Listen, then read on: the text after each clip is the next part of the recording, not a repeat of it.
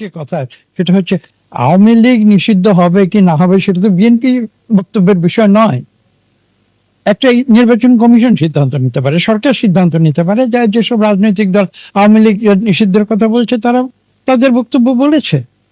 কাজে এখানে আমরা বিএনপি হিসাবে তো আমরা এই সিদ্ধান্ত নেওয়ার মালিক নয়। আমাদের মহাসচিব তো ইতিমধ্যে বলেছেন যে জনগণের সিদ্ধান্তর বিষয় এটা, এবং জনগণ সিদ্ধান্ত নেবে কারা নির্বাচন করবে কি না করবে। এটা হচ্ছে আমাদের যেটা বক্তব্য। তার সঙ্গে আমি নিজেরও একটি বক্তব্য যোগ করছি। আপনি আমাকে জিজ্ঞাসা করেছেন আওয়ামী লীগ নির্বাচনে আসবে কি আসবে না, বা তাদেরকে ঘোষণা করা হবে কি হবে না, বা তাদের নিষিদ্ধ করা হবে কি হবে না।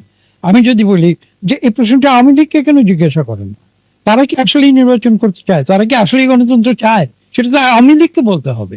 আওয়ামী লীগকে আজকে পর্যন্ত 9 মাস চলে গেছে, একজন আওয়ামী লীগারকে আজকে পর্যন্ত দেখাতে পারবেন যে যারা বলেছে যে তারা দীর্ঘ 15 বছর ধরে এই মানুষের উপরে জুলুম করেছে, ফ্যাসিস্ট কায়দায় এদেশকে তছনছ করে দিয়েছে, লুটপাট করে নিয়েছে, তারা ভুল করেছে, তারা ক্ষমা স্বীকার করছে বাংলাদেশের মানুষের কাছে, তারা আজকে জনগণের মতামত নিয়ে নির্বাচন করতে, আওয়ামী লীগের একটি লোক কি তা বলেছে?